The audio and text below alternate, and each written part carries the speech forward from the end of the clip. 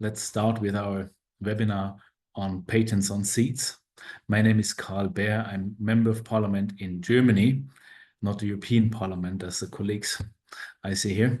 But as we saw even in the German Parliament that there has been movement on the laws on patents on seeds. In the European Union, we as a Green Group in the German Parliament commissioned a legal opinion on what we could actually do to change the regulations on patents on seeds. And this afternoon, we are going to present to all of you the results of this legal opinion. It is Professor Axel Metzger at the Humboldt University in Berlin who has written it and who will present the longest presentation today in about 25 minutes, all the more than 70 pages he wrote. And that is very interesting, as I can tell you. Furthermore, we'll see some statements by stakeholders who have different views on the topic, including the European Commission, several farmers' organizations from both organic and non-organic fields, and civil society organizations and organizations that are active in the economy around seeds. Before all of this is going to start, I want to give the opportunity to my colleagues from the European Parliament who invited us today. So we are virtually in Brussels, although we are all at home or in our offices, to give some introduction. We are going to, well, we are very short of time. So we will not have a lot of time to do questions and discussions, but we have the possibility through the Zoom software to use the questions and answers technique that you all see down in your Zoom with a question mark and a bubble. If you use this to write questions or comments, we will try to answer them from our offices in written or during the discussion that we have here. This discussion is going to be recorded, but all of the participants, all of the audience is not visible in this record. Only the participants that are speakers at the same time will be recorded. Therefore, I assume that this is okay with everyone. Okay, the only person I can see is nodding, so I see this is accepted. And let's start, as we are short of time, with some introduction by Martin Häusling. Martin. Willkommen zu unserer heutigen Tagung, zu einem wirklich immens wichtigen Thema, Gentechnik, neue Gentechnik. Ich freue mich über das große Interesse an unserer Tagung, weil es wirklich um Zukunftsentscheidungen geht in Europa. Wir haben es zu tun mit einem von der Kommission sehr kurzfristig vorgelegten Gesetzentwurf, der eigentlich eine Deregulierung im ganzen Gentechnikbereich vorsieht. Um es klar zu machen, wenn dieser Gesetzentwurf so durchgeht, wären 95% der neuen Gentechnik völlig unreguliert, ohne Kennzeichnung, ohne Nachverfolgbarkeit, ohne Risikoanalyse auf dem Markt. Das wollen wir nicht und ich glaube, ich bin mir da auch durchaus einig mit meinen Schattenberichterstattern aus den anderen Fraktionen von der S&D, der Jo und Frau Hasekamp, dass wir das nicht wollen. Ein ganz spezielles Thema ist das Thema Patente. Und auch das löst große Besorgnis aus, dass wir in Zukunft zwar Gentechnik haben, aber mit Patenten, das für viele, vor allem für kleine Züchtungsunternehmen, enorme Probleme verursachen wird. Die Kommission hat dieses Thema überhaupt nicht aufgegriffen. Die Kommission hat sich sogar in den Verhandlungen dazu hinreißen lassen, zu sagen, ja, vielleicht wollen ja die großen Unternehmen gar keine Patente und wir lassen das Thema unreguliert und wir schreiben einen Bericht darüber. Das kann natürlich nicht wahr sein, dass wir ein so entscheidendes Thema völlig ausklammern. Auf der anderen Seite hat eine Mehrheit im Parlament im Grunde genommen auch das Thema ignoriert. Sie haben einfach in die Stellungnahme des Parlaments reingeschrieben, wir wollen keine Patente auf NGTs. Auch das geht natürlich nicht in der Form, weil wir natürlich nicht dem europäischen Recht unterliegen bei Patenten, sondern der europäischen Patenten. Also da hat man es sich auch sehr einfach gemacht. Wir wollen mit der heutigen Tagung das Thema näher beleuchten. Patente als großes Thema, ist es überhaupt lösbar? Das ist die generelle Frage. Wir sehen es sehr kritisch, aber wir haben dazu ein Rechtsgutachten und das wird uns heute vorgestellt. Aber um es nochmal klar und deutsch zu sagen, das ist nicht das einzige Thema. Wir wollen ganz klar eine Nachverfolgbarkeit, das hat das Parlament beschlossen. Wir wollen eine Risikobewertung und, das ist das Wichtige, eine Kennzeichnung. Der Verbraucher soll weiterhin die Entscheidung darüber haben, will ich Gentechnik oder will ich Gentechnik nicht haben. Auch ganz wesentlich für die Bauern. Auch die müssen wissen, was bringen sie aus oder was bringt der Nachbar aus an Gentechnik. Das sind alles ganz entscheidende Fragen. Wir widmen uns heute dem Thema Patente. Klar, ein wichtiges Thema, aber mit Sicherheit nicht das einzige Thema.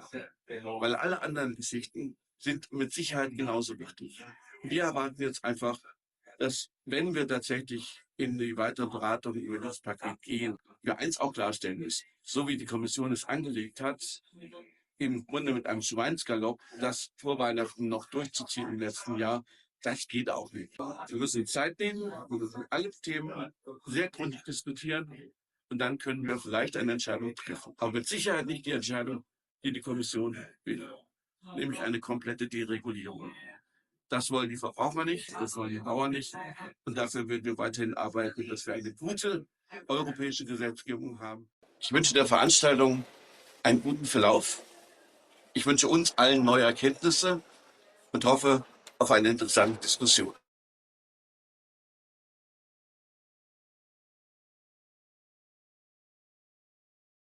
Thank you, Martin, for opening it. It's indeed the NGT discussion that has brought some movement into the patent discussion. Now I'll give word to Mr. Clergeau from the Social Democrats in France. Hello, good afternoon to everybody. Do you correctly listen to me? Yes? It's okay? Okay. Well, thanks for your mobilization to have new inputs in this very important debate. And this webinar, this legal study, at a moment when the Parliament is reopening its legislative activities after the vote on the Commission, and a few days before the beginning of the Polish presidency, a country which has a strong position against patentability of NGT and can be a good ally to obtain some results in the next weeks. We all share, I think, the necessity to find robust legal solution to tackle control, avoid privatization of biological resources, to preserve free access to biological diversity and resources, to protect autonomy of the farmers, agri-transition to agroecology, and food security and sovereignty. This question of patentability is not a technical question, it's a full political one, and it's totally justify our common mobilization. In the next month, we need a common strategy combining the mobilization of European Parliament, national Parliament as German one, but also NGTs, NGOs and scientists. I think we should combine perhaps 3 complementary actions in the next month. The first, need of patent on seeds and plants. Because we have in Europe the community plant variety rights systems, which protects the rights and the access to biological resources. And there was during the last year a large coalition to defend these rights systems against the development of a patent on life and on plants. The second action to develop together is to defend and make adopted what the Parliament achieved in NGT file context. Because I really think if it's not the solution to patent regulation. It's a kind of poison pill to block the development of patentability introduced in the file. It seems to be a kind of non-patentability as an ex-ante condition for access to NGT recognition. Obviously, if the idea is only to say that NGT are not patentable, it has no concrete impact. But if a patentable seed cannot be recognized and put on the market as NGT, it has more concrete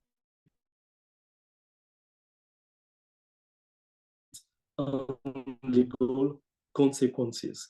And I think that is what is in the text, and that's what could be adapted if Parliament and Council converge on that position. And we also asked in our amendments, we called for a result in July 2025. Obviously,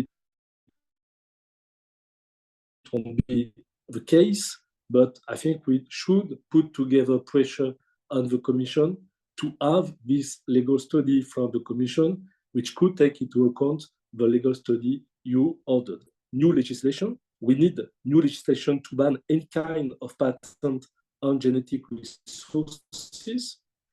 We need new legislation in the disorder of the EPO in Munich, which has a very poor and dangerous need new legislation to clarify a biotech directive and to be taken into account the future NGT text if it is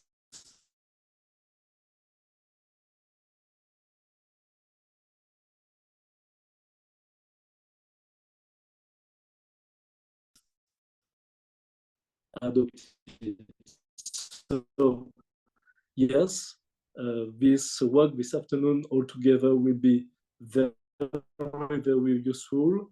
And I am delighted to have the opportunity in the next days and weeks with my colleague Martin to put this input on the table of the Parliament and to go back to the Commission to have some clarification, some commitment from the Commission on all that subject. Thank you for your attention.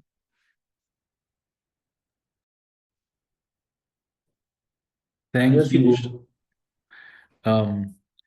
Christoph, for this input. And it is the Commission that you mentioned finally that we are going to hear next. So, Mr. Vytenis Semeta, could you give us some input from the DG GROW, so the Commission's side of it? Yeah, good afternoon all. And first of all, thank you for the opportunity to address you today and to give you a few words on the matter of NGTs and on the assessment that we will be shortly on the Commission's assessment on NGT plant patent related matters. So, as you know, in July 2023, the Commission adopted a proposal for regulation establishing a regulatory framework for the marketing of plants produced by certain new genomic techniques.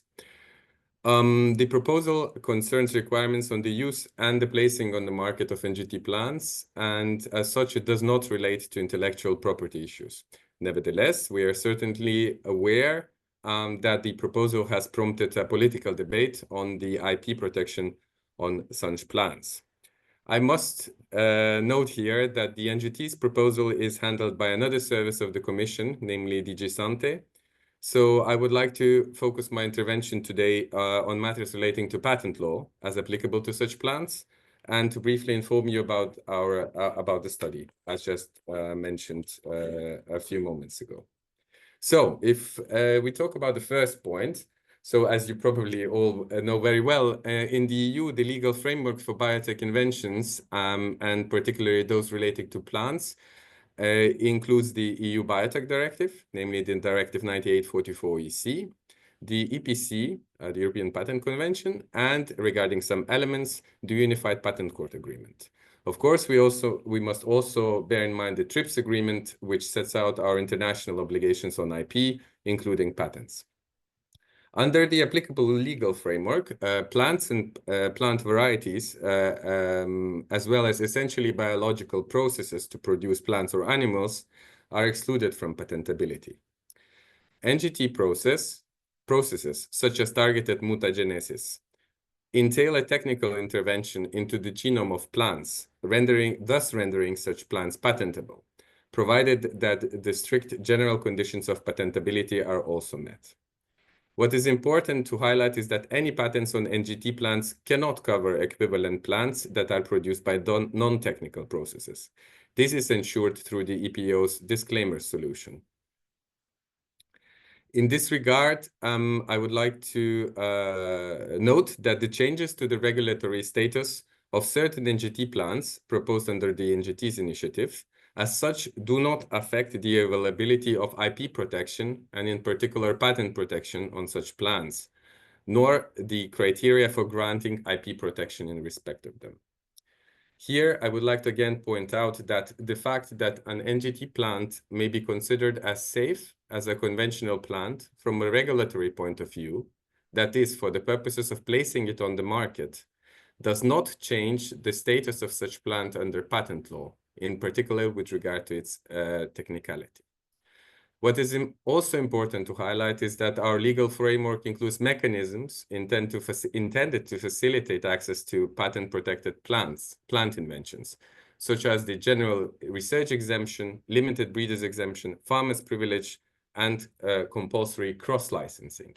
We also have a number of voluntary measures that have been developed over years, such as the Pinto database and international licensing platform for vegetables and agricultural crop licensing platform.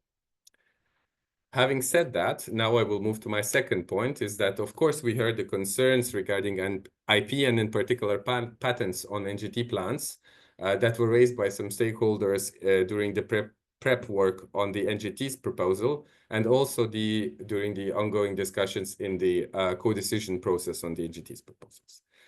In that regard, and as announced in last July, the Commission has committed to assess the impact of the patenting of NGT plants and the related licensing and transparency practices, and the impact that basically this may have on innovation in plant breeding, on breeders' access to genetic material and techniques, and on availability of seeds to farmers, as well as the overall competitiveness of the EU biotech industry.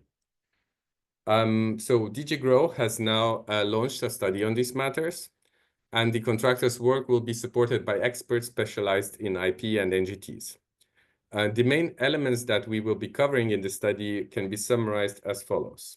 So first of all, we will be mapping the EU and selected third countries' plant breeding and plant reproductive material markets, as well as the patent landscape on NGTs and NGT plants. Second, we will assess possible IP issues relating to NGT plant patents and techniques, and matters relating to IP awareness in this context. Third, we will identify and assess the effectiveness of the existing regulatory mechanisms relevant for NGT plant patents, as well as the existing voluntary measures to avoid or mitigate any negative impacts identified. And this will form the base for the main takeaways on the potential impacts and preliminary considerations regarding potential new measures.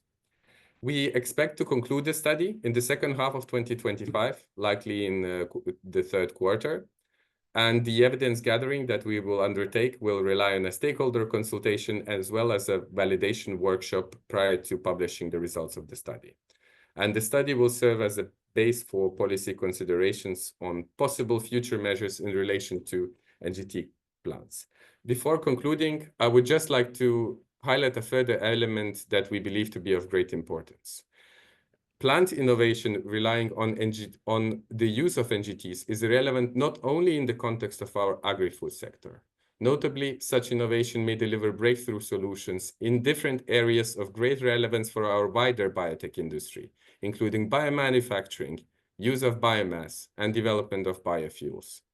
In addition, we must bear in mind that various operators in the agricultural sector, and as just mentioned, Other sectors of our biotech industry rely on different innovation and business models for which IP protection plays a key role.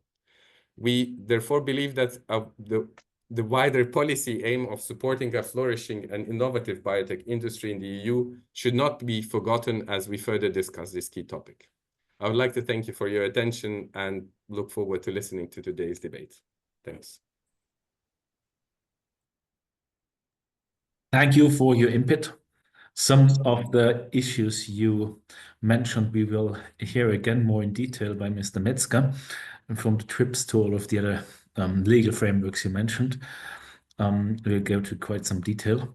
But before that, we asked one independent researcher, Mr. Christoph Thien from Germany, to present us with the current state of the art, what's going on regarding patents on plants in Europe. Christoph, I think you brought a presentation. Now, Thanks. I can see some of it. Yeah, I also see some. So thanks for helping me to share the slides. Thanks for the invitation. I will try to shortly summarize within the next 5 minutes some findings. And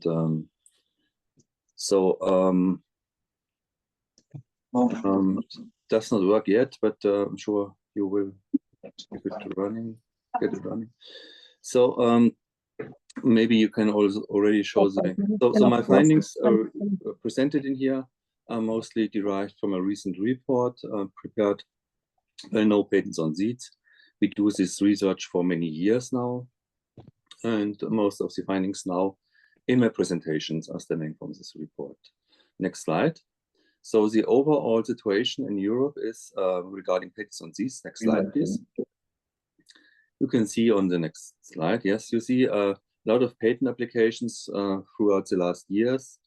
And this covers now all patents on plants, also including transgenic plants and NGT plants and other plants. And the lowest line below, you see this is the number of patents granted. So this is, if you would say accumulated, these are several thousand patents being granted already in Europe. So this is a reality that all genetically engineered plants are patented in European Union. Next slide. When you look at the companies behind it, it's very clear it's the agrochem industry which started this kind of patent applications. And very low down, you see a red and green line. And this is a traditional breeder KWS and Reichswan. And they have a definitely lower number of patents being granted within the last years. This figure is showing the accumulated numbers. Next slide. Now, when we come to new genetic engineering, new genomic techniques in plants, we see a clear tendency for increasing patent applications in the fields. Here we see year by year, following the research path of CRISPR in plants, not including, for example, Chinese applications, which are not found by this string, but it shows a clear tendency, very strong increase of these patents. Next slide. And when you look to the companies behind, these are similar companies as we saw in the overall picture. It's Corteva, previously Dow DuPont, Bayer, and then some other companies like Perbase and Inari are coming into the game just in the context of NGTs. Next slide. So it's not surprising that these genetically engineered plants are patented, but what surprised us is that we see an increasing number of patent applications where NGTs are combined with conventional breeding. So first, we see the result from conventional breeding, and then afterwards, NGT is applied to raise the impression of a patentable invention. And many of these examples can be found in our recent report. Next slide. This development to grant patents also on conventional breeding is going on since several years now at the European Patent Office. These are the figures between 2012 and 2022, categorized to companies which are more or less the same as we saw from the previous slides. So this is an ongoing process, and patents on conventionally bred plants are as well a reality in Europe, not only patents on genetically engineered plants. Next slide. So going to some examples, this is one very striking example of a tomato with a resistance to a certain virus, which was detected some years ago. The tomato brown rugose root virus, also called the Jordan virus. And this already in 2022 showed an overlap of 10 patent applications of 5 different companies on a specific chromosome of the tomato. And this shows there are huge legal uncertainties.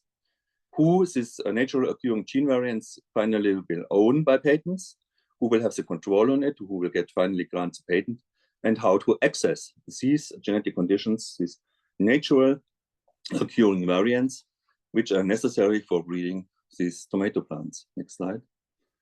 This slide now shows in more detail what kind of patents are granted currently by the European Patent Office. This is an example taken from KWS, a German company, granted in 2023, and it covers maize with a better improved digestibility. Next slide. And the kind of claims which were granted for this patent, which are in accordance with the recent practice of the European Patent Office, are the usage of naturally occurring gene variants for the selection of the maize plants, all maize plants inheriting the gene variants, except those which are derived from crossing and selection, and processes for the production of maize plants, including random mutagenesis and genetic engineering, and also NGTs. So this example clearly shows that what the Commission stated just before, that no patents are granted on plants which are not genetically engineered, is not in line with the reality at the European Patent Office. Some of these patents also cover random mutagenesis, which is seen as a conventional breeding techniques. Next slide.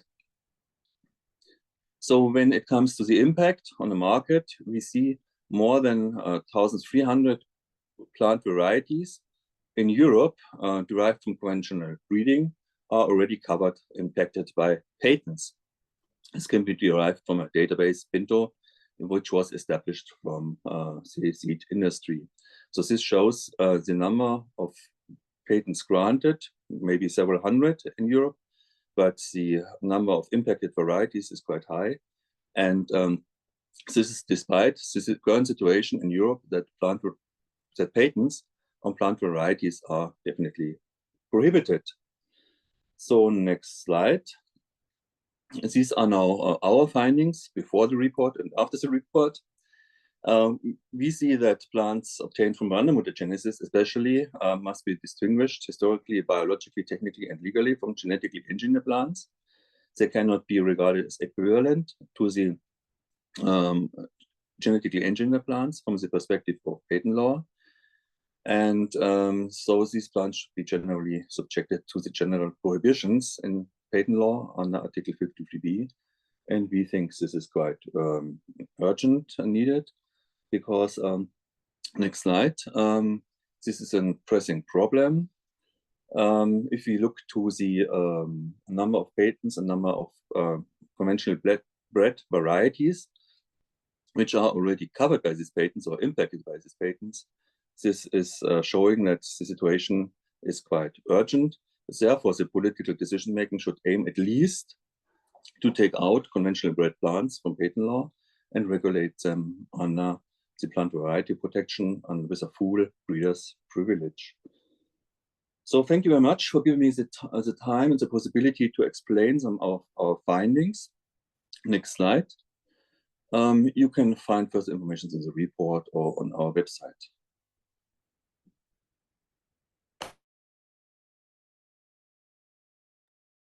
Thank you very much, Christoph, for giving us this overview on the status quo.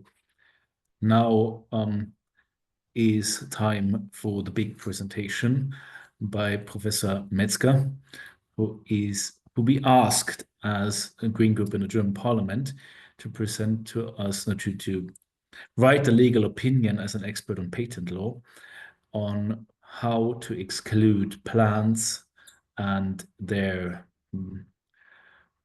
genes from being patented, but at the same time, knowing that this is very difficult, we asked to present to us possibilities on how to limit the effects of patents to the breeding sector and agriculture. And to my view up to now, hearing his presentation several times, he answered these questions brilliantly. And I hope you'll agree after his presentation. Mr. Metzger, the floor is yours. Thanks a lot, Mr. Bear, for having me. I hope you can see me and hear me now. I had some technical issues, but it seems that it works now well. I tried to give my presentation from my own computer. Let me see.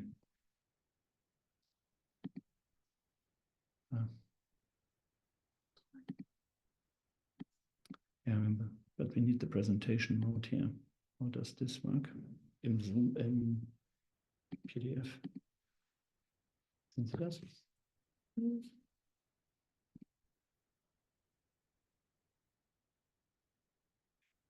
Oder Großmann würde auch schon mal.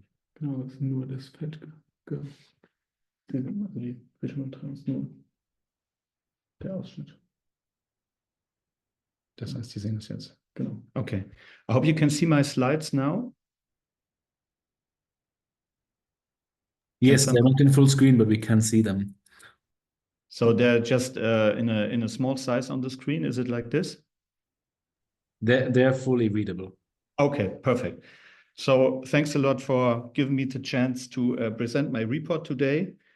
I'd like to start immediately to use the 22 minutes we have left. So the question I was asked was what legal options exist under international law and the European Patent Convention and also European law to change the current situation with regard to the granting of patents by the European Patent Office and the national offices and the scope of protection. And what I have done in the report is to look into alternative proposals, which I will present you in a minute, and then tested their compatibility with the international legal framework. Now, I can skip the introductory slides since the issues pointed out here have already been addressed by the other speakers. You know that we have patents on innovative plants. We had these patents based on different technical pathways, so to say, from genetically modified plants, which are still eligible for patent protections, to plants from random mutagenesis, which have been patented as well in the past, which is now controversial.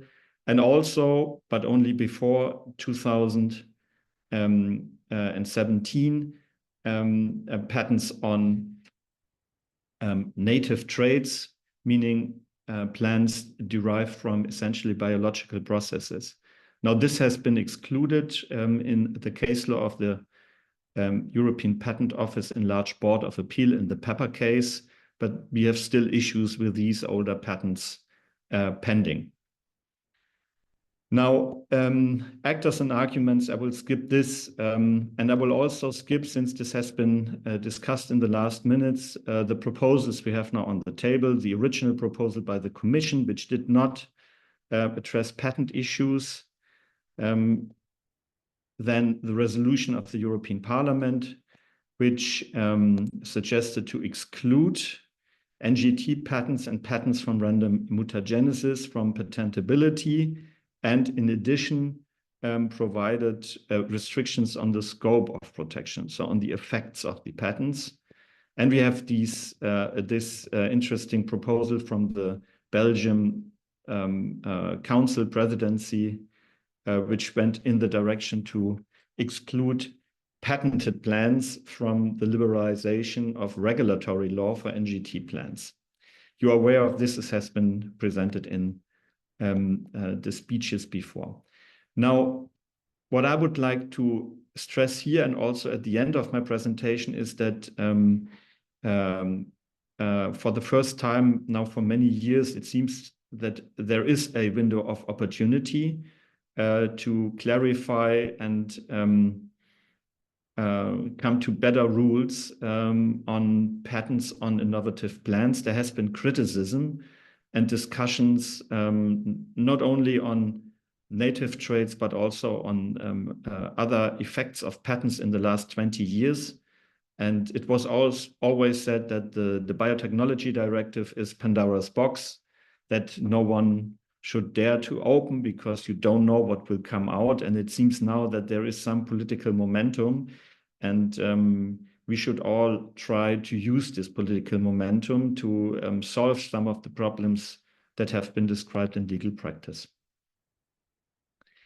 Now, my report, and this is due to the task I was given, is restricted or limited to legal requirements, restrictions from international law. I was not asked to give advice on the economic or policy issues, but I should, that was the task, only provide an analysis of compatibility with higher ranking international law. So in this regard, the report is somewhat limited.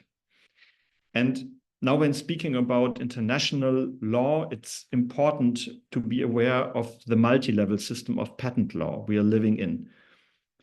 There are rules in the WTO TRIPS agreement on patentability and the scope of protection of patents, which are quite flexible, as we will see in a minute.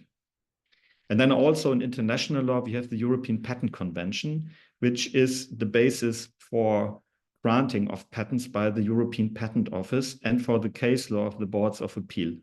However, the European Patent Convention does not provide rules on the scope of protection. So the effects are not covered by the EPC, but as I've said, the grant of patents, the requirements of patentability are codified in the UPC.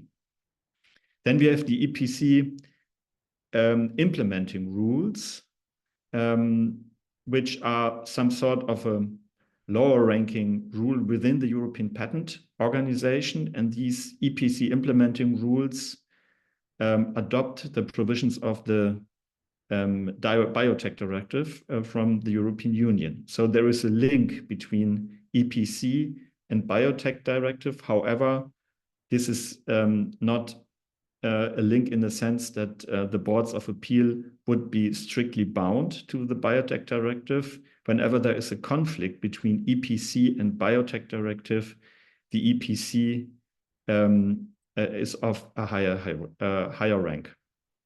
And then also of importance, since last year, we have the European Unified Patent Court Agreement, a treaty of EU member states, which is only on the scope of protection, so the effects again. So this is international law. Whereas in the European Union, we have the Biotech Directive, as you know, which has both provisions on patentability and scope of protection. It's binding on member states, and it has an indirect effect on the EPC because of the implementing regulation. And not to forget the Enforcement Directive, which is applicable to all intellectual property rights and provides rules on damages, injunctions, so on the effects of patents. And then there is national law, for example, in Germany, the Patent Act of 1981. So this framework is important since at the end, it is decisive for the room of maneuver. That is here for the European legislator if a conflict with international law should be avoided. Now, in the report, I have listed a number of proposals which are, and this is part C of the report, where I have now just copied the table of contents. Now, alternative proposals which are directed to the exclusion from patents, from protection, or as an alternative to raising the the requirements for protection. Meaning, are there proposals which are realistic to be adopted and which would exclude patents altogether? Now, this is, if you want, a first dimension of the report, and the most important alternatives that are discussed in the report are exclusion of natural plants and gene sequences. So what is about wild plants, natural plants? Can those plants be excluded under international law? I've given here the number A2 to this proposal just to find it better in the report. Then A3, exclusion of NGT plants from patent protection. This is the first part of the proposal of the European Parliament. Then A4, exclusion of plants from untargeted mutagenesis. So untargeted mutagenesis, like X-ray or chemical compounds used to induce plants for mutation, is something which is also proposed by the European Parliament to be excluded from patentability. And then A5,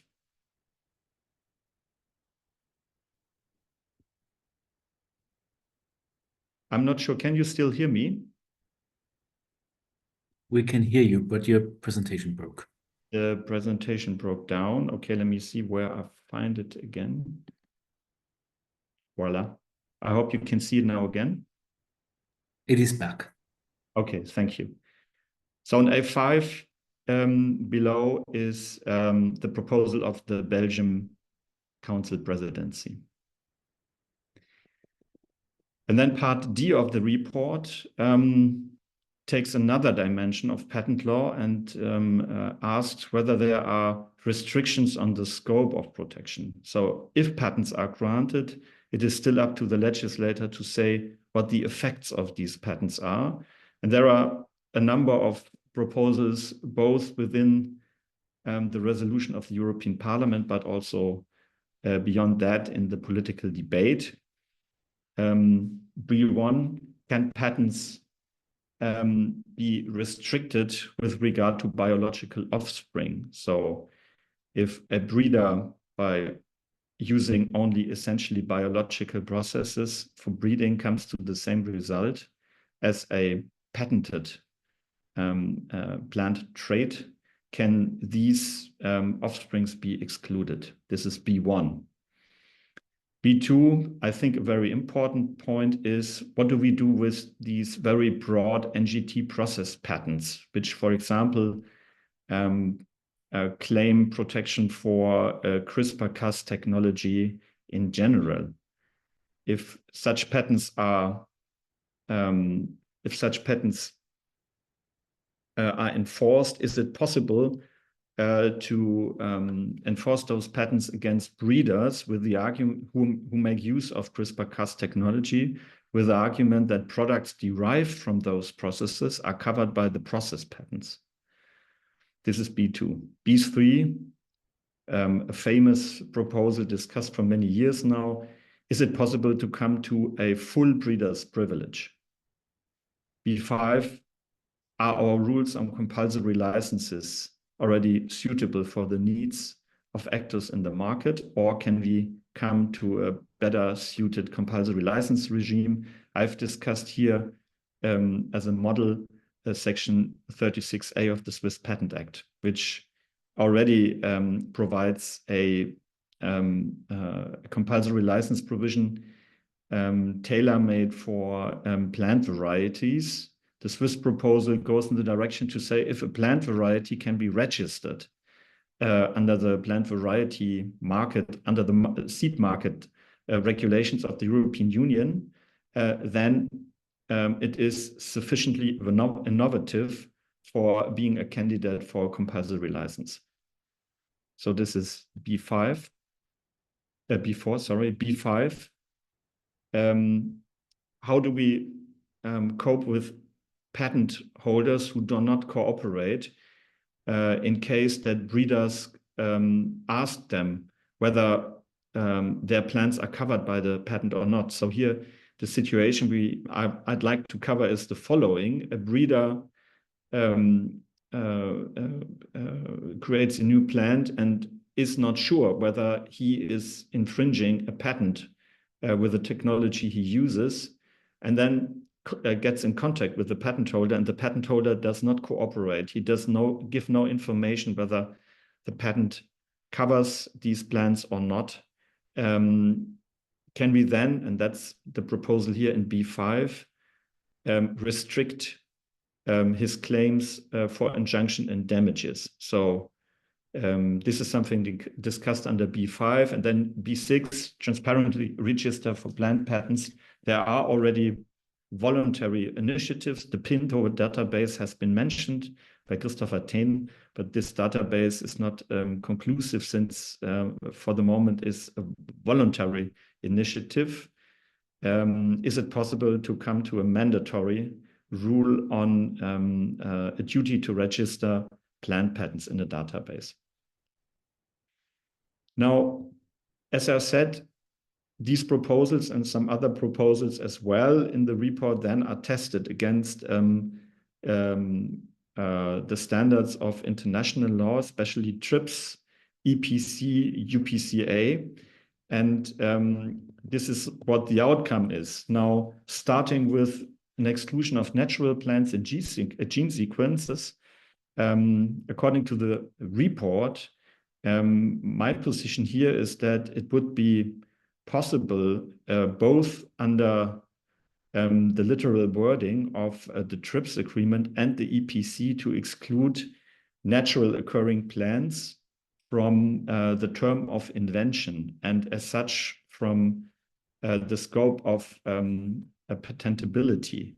Now, we have to keep in mind here that the EPC so far is willing to grant patents on natural plants, and the Biotech Directive, and also from there the implementing regulation, clearly state that naturally occurring biological material can be patented. However, I think if you just look into the text of the EPC, there would be some leeway for the European legislator, and from there the implementing regulation to exclude patents to exclude natural occurring plants from patentability without getting into conflict with the text of the EPC. So action by the legislator would be needed, but I do not think that the EPC would have to be changed. Whereas in contrast, ACE3, now this is exclusion of NGT plants. Here again, the EPC boards of appeal are quite clear that genetically modified plants derive from a technical process, and as such can be patented. And I also do not see in the EPC that an exclusion from plants from technical processes would be compatible with the text of the EPC.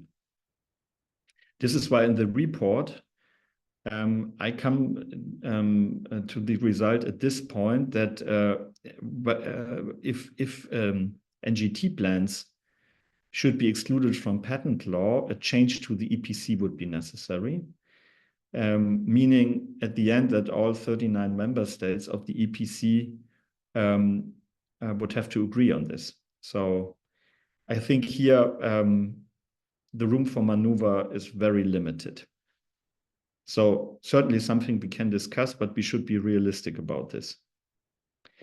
Now, when speaking about plants from untargeted mutagenesis, the situation is less clear, I would say.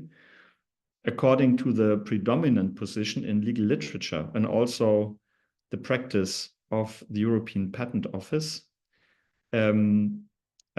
plants from untargeted mutagenesis so far are seen as plants from a technical process, meaning that they are eligible for patent protection.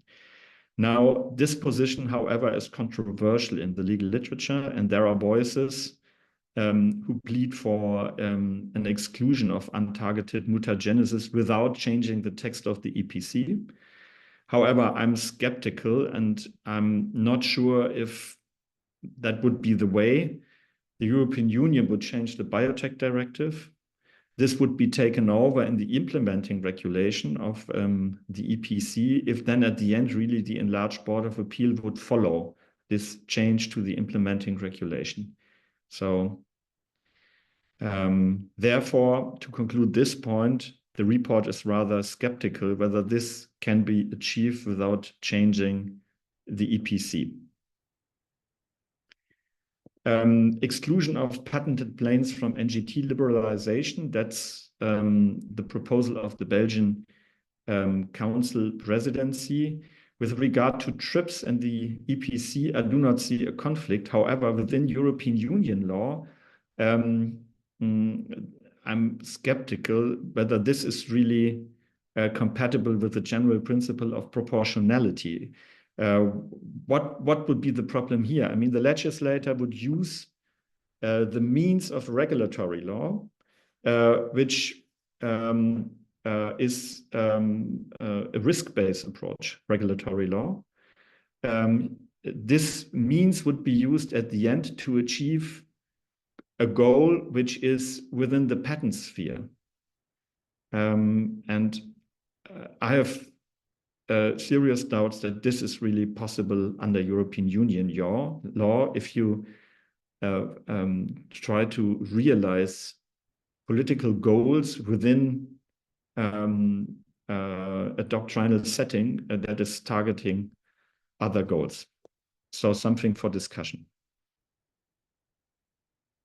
Now, if we look into the scope of protection, so these alternative proposals under B, the advantage for the European legislator is that there are no requirements under the EPC which would limit the room for maneuver. The EPC does not say anything about the scope of protection. And also, this is something for debate. The TRIPS agreement gives some room for maneuver. So therefore, I think, for example, to remove biological offspring from the protected area of a patent wouldn't cause any issue to be changed in the biotech directive, or it is even debatable whether this is possible under the current Article 8 of the biotech directive as it stands now. This is something I've suggested in an older article. Maybe possible. I have to speed up a bit. I'm sorry. If you give me another minute, I will have presented everything. Then no derivative products from general NGT processes. This is this problem with general CRISPR-Cas patents. I think here we would really need a clarification. For the moment, the situation is unclear. Most commentators would support the interpretation that products are not covered by these process patents, but there are also voices who come to a different result. Therefore, a clarification in the biotech directive would be useful. And as I said, it would not conflict with any international law provisions. The full breeders exemption is more difficult to implement. There is one extensive study which analyzed whether the full breeders exemption would be compatible with Article 13 TRIPS agreement, and comes to the result that it is not. So, however, in the report, I tried to put forward an argument saying under the TRIPS agreements, plants can be excluded in their entirety from patent protection. Why then shouldn't it be possible to say patents are granted, but the exemption is broad? So this is something for debate. It's not very clear whether a WTO panel would really follow this solution, but at least it's something one can discuss. Compulsory license rules following the Swiss Patent Act could be implemented in the biotech directive without conflicting with TRIPS. And last point, these restrictions in the event of failure to cooperate by the patent holder, rules following this path would be compatible, at least if you give such an interpretation to the enforcement directive. However, clarification could be helpful as well here. And final point, a transparency requirement is even something which is now foreseen in international law in the new WIPO Treaty on Genetic Resources. The European Union anyhow has to consider how to implement this transparency obligation, and this is something that could be done at this occasion. Okay, conclusion, and then I'm done. Exclusion from patent protection. There is some room for maneuver for natural occurring plants. However, I do not see that NGT plants can be excluded without changing the EPC, and I'm also very skeptical that random mutagenesis plants can be excluded without changing the EPC. So here, a limited room for change.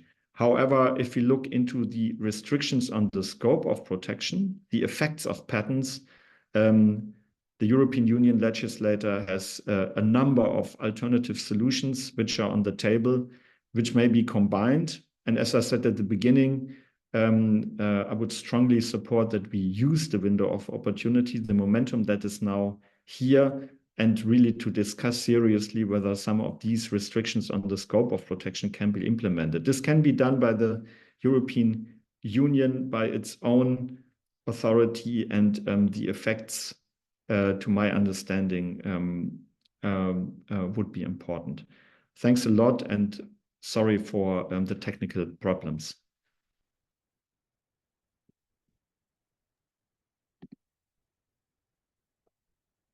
Thank you, Mr. Metzger, for your presentation.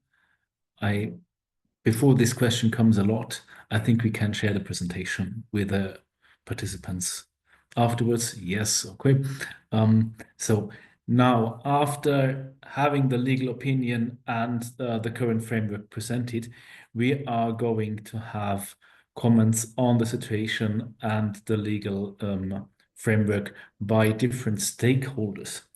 And we start with Petra Jorasch, who is employee of the Euroseeds and working on plant breeding innovation advocacy. So, Mrs. Jorasch, you got 5 minutes. I'm very happy if you use 4 of them. Thank you, Mr. Baer, for first of all inviting us to present our view and also to make some links to the study that has just been presented. So I will provide you with the Euroseeds view, not only on the patent framework, but also plant variety rights, because in general, the intellectual property system around plants consists of both IP rights system, and both are important for us. So first of all, developing new plant varieties is quite a long-term and costly endeavor. If you look, for example, at developing a new conventional wheat variety, it takes around 8 to 10 years and costs around 1 to 2 million euro. And then seeds have naturally a copying machine inside, so you just need to put them in the ground. And therefore, in general, effective protection and enforcement of intellectual property rights are very crucial for continuous innovation in plant breeding. Now, looking back for decades, of course, the European plant breeders have relied on the specific sui generis system of plant breeders' rights based on the UPOV Convention, which implements the TRIPS agreement. And despite the effectiveness of this system, the interaction between plant variety rights and patents for biotechnological inventions has evolved over time. And the increasing diversity of innovative breeding methods, one of them being gene editing, has led to more diverse and complex business models within the sector. And they also have different needs, of course, regarding effective intellectual property rights protection. And this situation has sparked discussions also within the seed sector. As a result of this discussion, Euroseeds agreed on a position for several key measures to improve IP protection and to support the management of the two overlapping systems, so plant variety rights and patents, with the aim of enhancing the competitiveness of diverse business models in the seed sector. And we consider the following elements, which were partly also addressed in the study by Professor Metzger, as crucial. First of all, extending the limited breeders exemption. Since years, we have advocated for the introduction of the so-called limited breeders exemption in national patent laws and also in the European, in the Unified Patent Court Agreement. This would allow ensuring access to plants with patented traits for breeding purposes.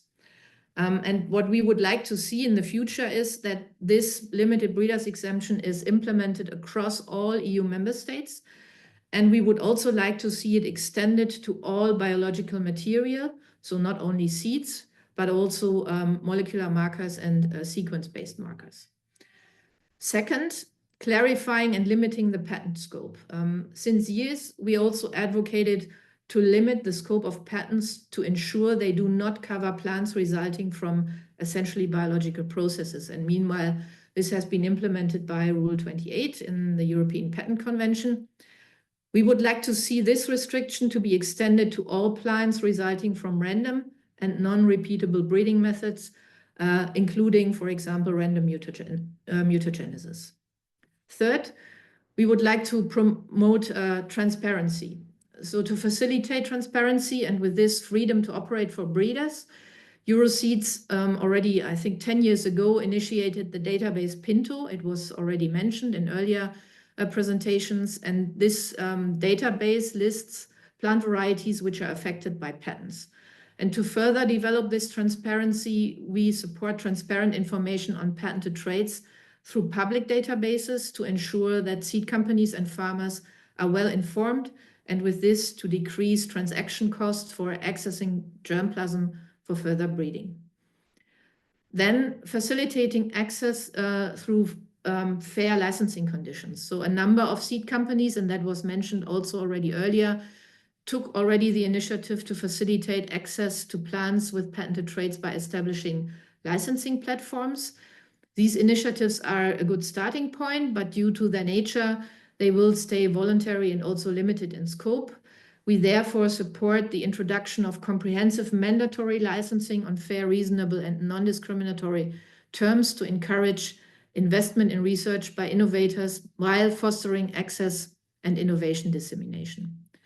And last but not least, and that's something that has not been tagged by the study, we need to strengthen the innovative breeding sector also by strengthening the plant breeders' rights system. So we therefore advocate for enforceable farm-safe seed exemption and the concept of essentially derived varieties that strengthens and protects the rights of the initial breeder and ensures that European breeders can continue to innovate by facilitating return on investment through effective royalty collection.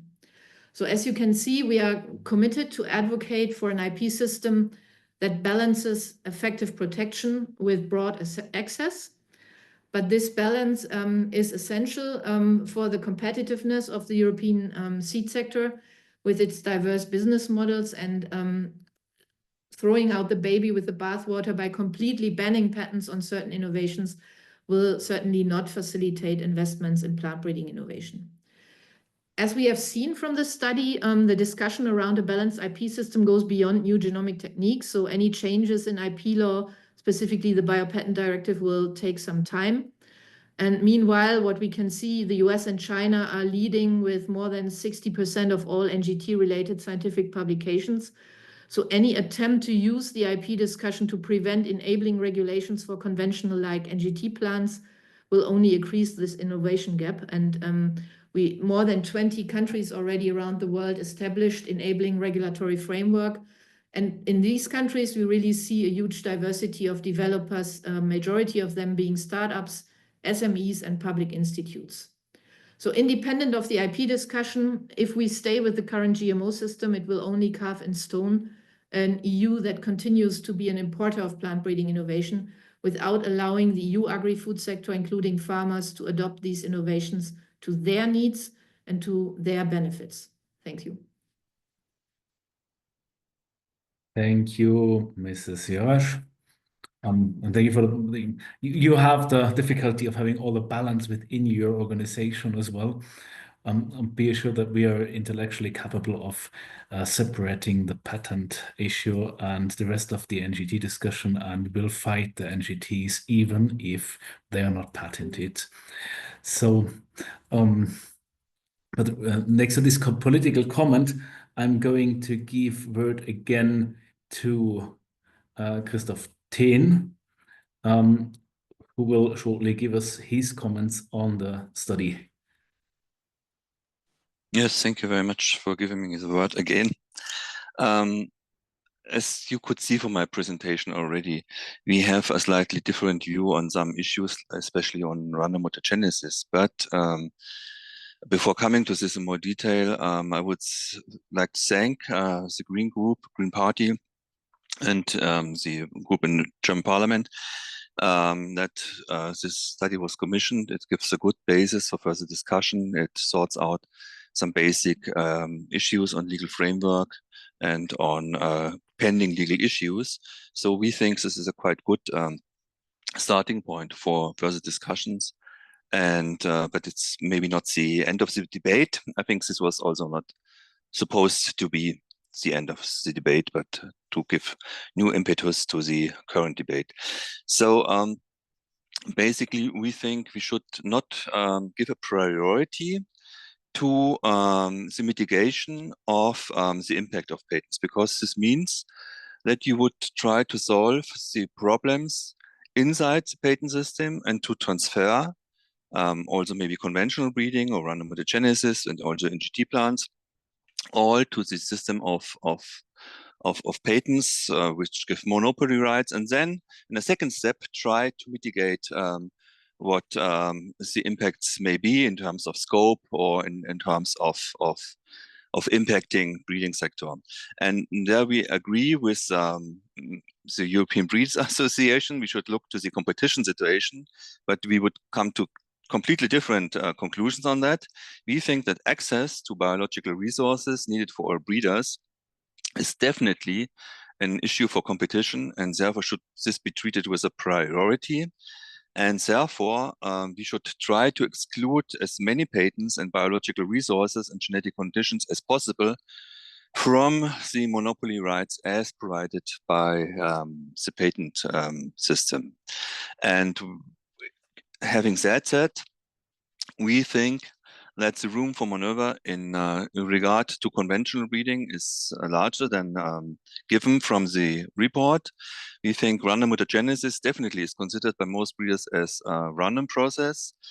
And when we look to the history, we have Article 53b in patent law, which is a general European patent convention, which is general excluding plant patents. And this was then slightly changed, amended by the European Patent Convention, which says, if there's a plant invention, a technical invention, you can grant a patent if it's not restricted to a certain variety. And this historically, technically, and biologically, and all this kind of criteria which you might apply, only is related to genetically engineered plants at that time. That's very clear from the context, from the decision-making of the EPO, and from the discussions held in Parliament at that time. So this, so to say, exclusion from the prohibitions after on Article 53b cannot be expanded to random mutagenesis, because this is by no way genetically engineering. This genetic engineering, these are just random mutations, genetic modifications, which increase the genetic diversity, and only after that you can perform selection, crossing and selection, to find out which trait finally, or to deliver a trait finally in the plant as desired. This is completely different from genetic engineering, where you can directly and predictably insert a specific trait directly in a given plant variety background. This is completely different, and this should be taken into account in our discussions. And this was taken account in the previous discussions in the European Parliament. And this was also can be found in decisions at the European Patent Office. So I don't think there's a difficulty now to go on with our deliberations, with our demands, and exclude at least random mutagenesis in plants. The plants derived from random mutagenesis should not be dealt with in the IPR system of the patent system, but under plant variety protection systems. And when it comes to the mitigation proposals, we think these are quite valuable proposals in regard to NGT plants, because we also agree with the expert opinion that these patents cannot be ended just by a conclusion of the European Parliament. These patents are meant to stand for a longer time. And as long as we do not get rid of them, we should try to mitigate it. And then we have to discuss each proposal as made by the expert. And some of these we would agree, some of these we think further discussions would be needed. And I think this is the right framework and the right starting point for discussing how to mitigate the impact of NGT patents, by also acknowledging that these patents cannot be ended at short term by the European Union, and by trying to exclude at least conventionally bred plants completely from patent law. And there we see a bigger room for maneuver as expressed in the expert opinion. Thank you very much. Thank you, Christoph. And we are in a hurry. So next speaker is Dagmar Urban from the Austrian group Aachen Noah, working on plant breeding. It's interesting because Austria has tried to use some room for maneuver on national level as well. So you brought in presentation, we can already see it.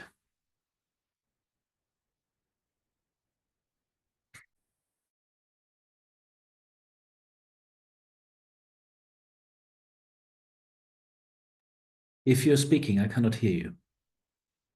Yes, sorry, I couldn't unmute myself for a second. Good afternoon to all, and thank you very much for inviting us to comment. Aachen Noah welcomes the presentation of this study.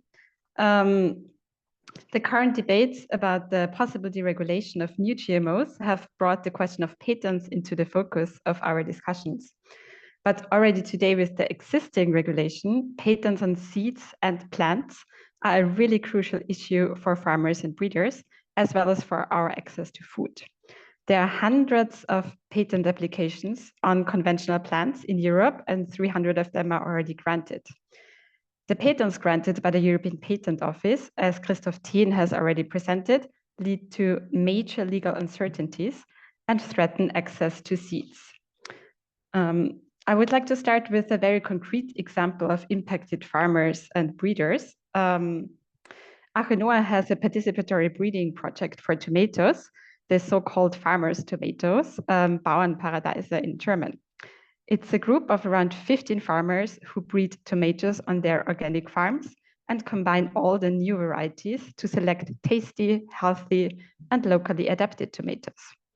But this work is threatened. There are several patents on conventional tomatoes already in force today, and about 20 applications for patents just concerning the resistance against one virus, the tomato brown rugose root virus. And each and every patent possibly affects many varieties. So this creates major legal uncertainties for everyone working with varieties that might have this resistance, or likely in a few years, it will affect any work with new tomato varieties. Participatory breeding projects cannot afford complicated, lengthy legal research or license fees, and they shouldn't have to. They have collectively developed our crop diversity over thousands of years in the past, and today they need access to diversity to adapt the varieties to the present and future challenges. Patents on seeds hinder innovation and threaten the existence of farmers' breeding projects and of small and medium-sized breeding companies. And they are also very innovative. Innovation doesn't only happen within big biotech companies. So this problem that we have already today would get even bigger with the deregulation of new GMOs. with many more patented plants coming to the market.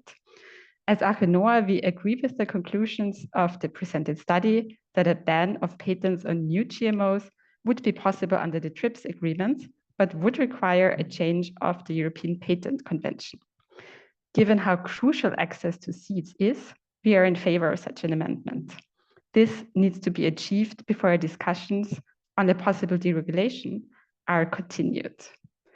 But on the question of random mutations, we disagree with the opinion raised in the study that stopping patents on random mutagenesis would need a change of the EPC. There are major historical, biological, technical, and legal differences between GMOs and plants produced by random mutagenesis. Given that such plants are constantly used by conventional breeders today, this question is crucial for access to seeds and needs to be solved much, much faster than a change to the EPC would be possible. Coming from Austria, I would like to take the opportunity to talk a bit about the Austrian law, which is also mentioned in the study. The Austrian law states that patents are not permitted if they are based on natural phenomena such as crossing, selection, non-targeted mutagenesis, or random genetic changes occurring in nature. The law also limits the scope of patents on genetically engineered plants so that they do not affect conventionally bred plants. This was clearly the intention of the policymakers when the Biotech Directive was adopted, to limit patents to GMOs and have a clear distinction between the patent system for GMOs and the plant variety protection system for conventional plants. But today, in the interpretation of these rules, there is this huge gap between the actors of the European patent system, such as the European Patent Office and patent lawyers, and the vast majority of citizens, interest groups, and policymakers. When talking to national and European policymakers about patents, we are very often met with complete disbelief that so many patents on conventional varieties even exist. The political consensus was also reflected in the strong support from a very broad range of interest groups, policymakers, and the public in favor of the amendment of the Austrian patent law in 2023. An interpretation of the EPC to exclude patents on random mutations would reflect this broadly shared opinion.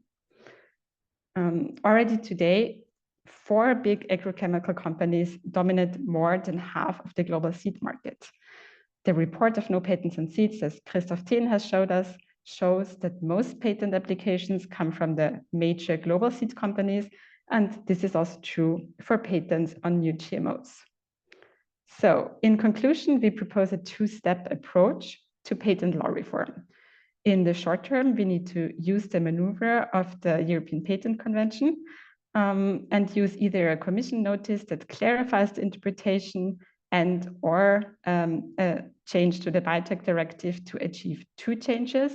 One, first is to limit the scope of patents on GMOs, old and new, in a way that they do not impact conventional breeders, as suggested in the study and as implemented in the Austrian law. And second, to stop patents on random mutations and naturally occurring gene variants, as reflected in the Austrian patent law. In the medium term, we are in favor of changing the EPC to ban all patents on seeds, plants, and animals as the only really permanent solution for legal certainty. And we also need to ensure that small breeders are consulted in an appropriate manner in the upcoming study on the impacts of plant patents on breeding that is being conducted on behalf of the European Commission. Access to seeds is absolutely crucial to ensure legal certainty for farmers and breeders. We need to ensure that the human rights of farmers to seeds is respected, that we have a functioning seed market in the EU that promotes innovation from a diversity of actors, not just a few big ones, and that the possibility to adapt seeds to challenges like changing climate condition is kept possible. Therefore, we need urgent political action to implement the proposed changes and ensure our access to food in future. Thank you. Thank you, Dagmar. We have received some applause already in the chat. And I'm, as we're running out of time, so now none of the speakers up to now has kept in the time given. Thus, we are really, we have to go on with these webinar until a little bit later than 4 o'clock, because we want to give the stage to 3 people representing farmers who have not been on stage yet. And I'm going to start with Mr. Kufur, who is representing Copa Cogeca, the big European farmers and trading corporations confederation. Tor, you can speak. Thank you. And I will I will not use all my 5 minutes, but I will do it very clear. From the Copa Cogeca side, where we are representing about 20 million farmers and about 20,000 cooperatives, agri and food cooperatives in Europe, and we have a very clear position on the question and patent, and it is that we don't find that it is needed, and we don't want to have the patent and plant. It is basically. But the debate has went on now for a long time, and what is very clear also from the farmer side, it is that we need better plant breeding and more plant breeding that we have seen in the last 50 years, especially when we look at the climate change, and that we will have more water, more rain, more humidity in some time of the years, and other part of the year this is longer dry periods, and so that's why we need to have a huge plant breeding program for Europe if we really want to support the European society. And there, of course, if we want to have plant breeding, we need to have a way where the plant breeders can get remuneration back, and then they can finance all these plant breeding. And we have to look at in Europe, we actually have a very good plant breeding innovation system. We have the community plant variety right, and it has actually created the biggest plant breeding industry in the world. Of course, we have some few big international companies, but we have the highest number of different breeders in Europe, and we have to be happy about that. And we have, because then, if you have a lot of different breeders, we also have a lot of diversity of the plant breeding, and also we have a diversity in compared to the climate, because we need to have new varieties in the north of Europe, in the south of Europe, in the east of Europe, where there's far away from the coast, and of course in the west of Europe, where there's close to the coast. So that's why we can't just believe that it's only a few breeders who deliver all these new seeds in all different crops we are actually producing we need to produce in the future. That's why we need to have a very open plant breeding system. And from the Copa side, we find that the European plant right system, together with the PM, is the best system in the world, and it is not the patent system.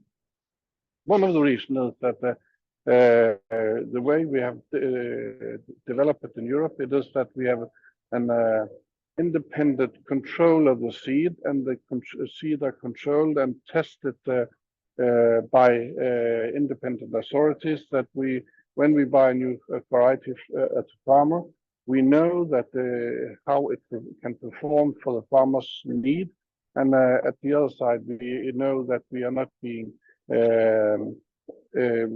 our field will not be a battlefield for lawyers because of a patent. So it is the system that what the European farmers know. When I have said that, we know that it is very important that we will get the NDT, and the NDT proposal we see now is in the negotiation in the European Council. It has nothing to do with patents, because a patent is also for conventional bred varieties and even organic varieties if they are crossed in by a way. So that's why we need to split these two regulations, and we need to adopt the NDT proposal as soon as possible, that the plant breeding can get on.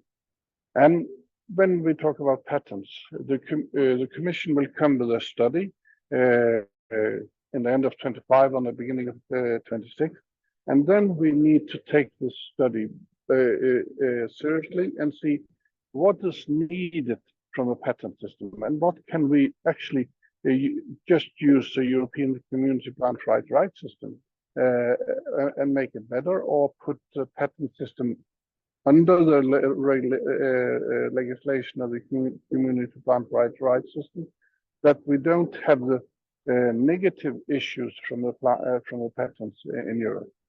Because we need to face that the patent plant to the international legislation. So we need to deal with the reality that there are patents and plants in the rest of the world, but in Europe we have another system that they don't have in the other part of the world. So we need to find an intelligent way how to mix these two plant rights systems, that we can have the IP saved for the breeders, and also this tech industry who is coming into the breeding industry now. So it's not, we don't need to look at the breeders as the enemy. It could be the biotech industry who also will have interest in this sector in the future. It is one side, but the other side, it is farmers, it is the users of the seed, it is the protections of the farmers, and at the other side, that we have the huge diversity of different breeding systems in Europe. So that's a position from the Köpekesega Working Party on seed. Thank you. Thank you, Thor. We're going on with a farmer's perspective, with a representative from the European coordination of Via Campesina, the international small farmers organization. Chloe is speaking to us. The floor is yours. Please be brief. Yes, good afternoon.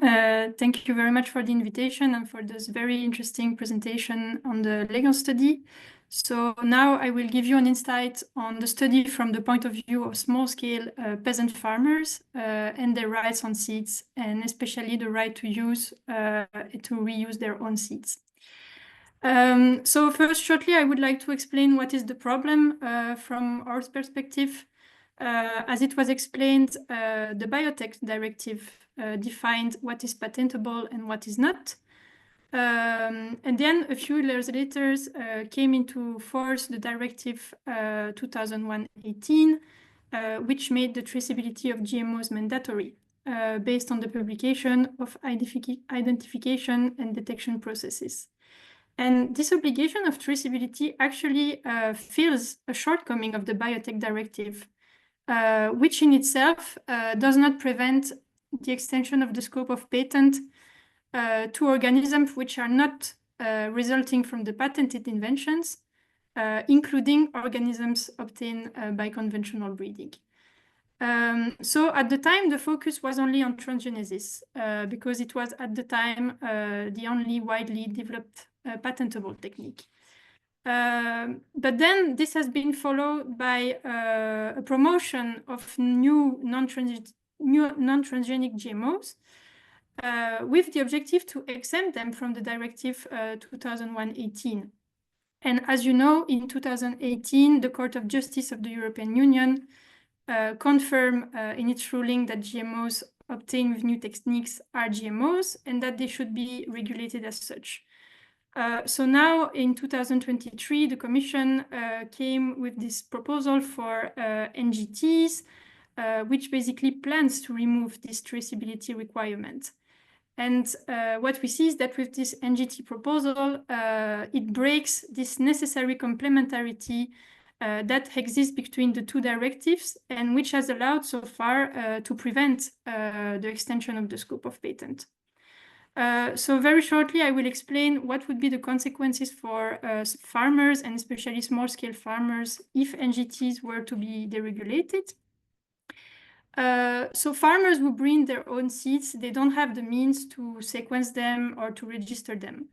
So if traceability is no longer mandatory, in case of infringement proceedings for a patent covering a trait obtained by NGT, but described as identical to a trait that is naturally present in farmer seeds, farmers will have no means to prove that their seeds and crops are not derived from this patented invention. And the same issue will actually arise for small seed breeders who market conventional seeds that are not registered, such as traditional seeds. We see that the same issue will also arise if we have accidental contamination, which we know will increase because there is also the plan to ban the national opt-out. So now I will come to the solution. It was mentioned in the presentation on the legal study, but one of the possibilities is to limit the scope of patent. And for us, this is really what will solve what I have just mentioned as problems for small-scale farmers. And this solution is actually quite straightforward. For us, it's quite simple that the granting of a patent on a living organism must be accompanied by the mandatory publication of the processes allowing its distinction from any organism which is not resulting from the patented invention. I note that Mr. Semeta mentioned in his presentation the disclaimer obligation that was adopted by the European Patent Office in 2017. And I just want to stress that this is quite inadequate for the case of farmers because it only applies to technical features that are notoriously well known. And this is not the case for the genetic sequences of farmer seeds or traditional seeds that are not registered. So we need to go beyond this. So concretely, how can we prohibit the extension of the scope of patent? The solution for us is simply to complement Article 8 and 9 of the Biotech Directive with an implementing rule requiring the patent holder to publish the identification and detection processes. These modifications, they have been adopted partly by the European Parliament for patents covering genetic information, so in Article 9. However, they did not adopt this amendment for Article 8, which covered the scope of patent on biological material. So we hope that will be treated in the upcoming debate in the Council and in the trilogue. And to conclude, yes, this solution on the scope of patent is really the way forward for the European coordination via Campesina. It will really give a protection for farmers in case of infringement proceeding to be protected from patent abuses. Thank you very much.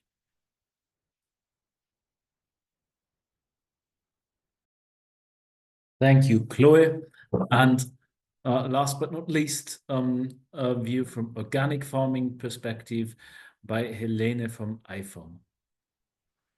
Yes, thank you very much for this opportunity to contribute to this panel. And of course, on behalf of IFOM Organics Europe, we want to congratulate Mr. Metzger for this very detailed and timely legal analysis.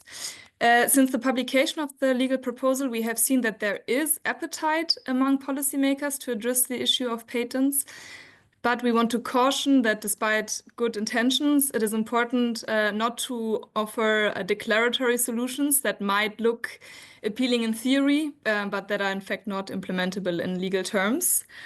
And as the European umbrella organization for the entire organic sector, we are in a unique position to have both breeders and farmers that will be impacted by the new regulatory framework on NGTs and its impact on the patent landscape. And this is also why IFOM has been so active on this topic in the form of a lot of material published and countless letters sent to European policymakers. I would like to take a step back and draw your attention to the bigger picture of what is at stake here. Our food systems currently are broken, and this will only be exacerbated by the multiple environmental crises that we are facing. So we finally need a transition away from intensive pesticide-dependent agricultural models towards truly sustainable and resilient forms of agriculture that go hand in hand with environmental protection. And the significant expansion of organic farming is an important pathway for this. The freedom from dependencies is an important element in organic farming. This includes, of course, the freedom from pesticide dependencies, but also the freedom to have an innovative breeding landscape which creates suitable and biodiverse varieties that can be used in organic farming systems. And diversity in genetic material and unrestricted access to this material is the basis to develop these resilient varieties. Patents on plants, plant parts, and even gene sequences undermine this access and erode plant variety protection rights. Possible patent infringement threats threaten the existence of many companies and farmers, many of which are small and medium-sized operators. And also for breeders in practice, it is extremely labor and time-intensive to search for patents that are possibly covering genetic material. So the EU and European legal framework need to be reviewed to exclude genetic material and traits that can be found in nature or obtained by conventional breeding from patentability. In terms of the legal options of the analysis, we are in favor of option A1, so the full exclusion of patentability of genetic material, where only purely technical processes could continue to receive patent protection, but not the products thereof. And at the very least, option 4 could be a pathway forward. And this needs to go in combination with option B1, which also corresponds to existing plant variety protection rights.